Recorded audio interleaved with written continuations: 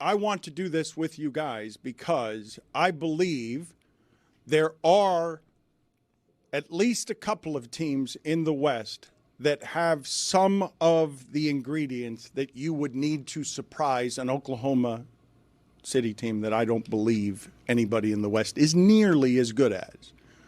But the ingredients that you would have to have, I would say that Golden State has them, and I would say, this is what I'm rooting for, that the Clippers have it. Because You're big on the Clippers, man. I'll tell you why I'm rooting for the Clippers, beyond thinking they're exceptional. The reason I'm rooting for the Clippers is if that team wins the championship, we're going to have a hell of a confusing time figuring out where and how to put James Harden and Kawhi Leonard in history's players because they've got a champ. Because James Harden has one championship and Kawhi Leonard has multiple championships. 3 on 3 different teams. And then I would ask you the next question on that. Why I'm rooting for this? If the Clippers win the championship, this is the question I've been wanting to ask Amin. If the Clippers win the championship, did they get the better of the trade with Oklahoma City, given that they erased laughingstock Clippers from the resume forever?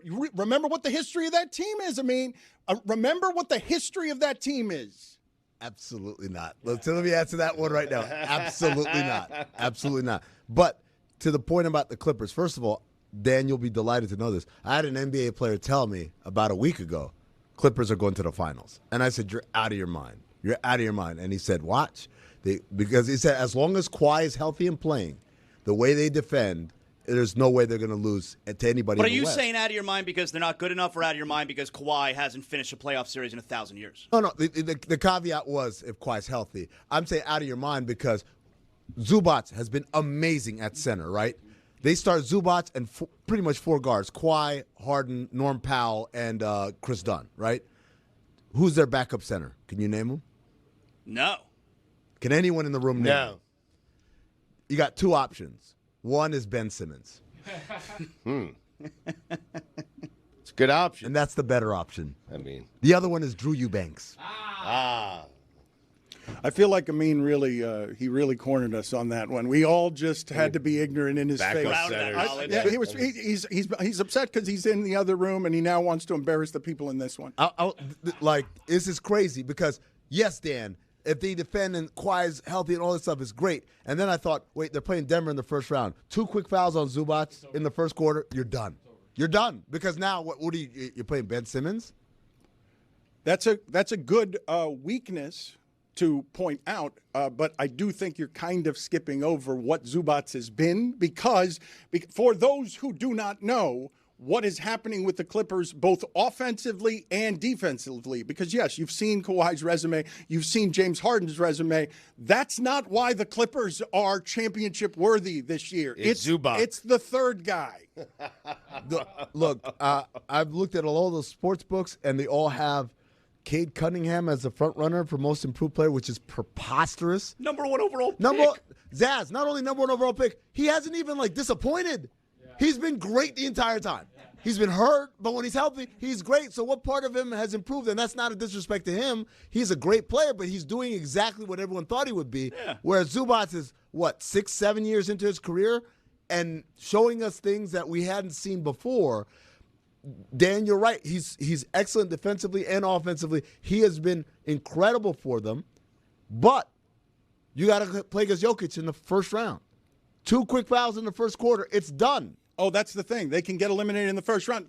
I'm in a position for Stugotz to laugh at me if they lose in 5 games, or Kawhi gets hurt, or any they're a fragile thing. Not just me, by the way. Everyone laughing at you. But I'm telling you why I'm rooting for it, because it's going to be real confusing in your personal record book to do whatever it is that you're going to do. James Harden, you're going to get a part 2 on James Harden because dollar signs going off now. Make sure Stanzik is listening. But what are you going to do if the championship is won by James Harden drilling a bunch of important buzzer beaters because they've got 2 other guys out there that make you not worry about James Harden? I'm going to be shocked. So all the way back in the summertime when Paul George left and went to Philadelphia, I said Philadelphia and the Clippers have 2 starkly different gambling strategies, right?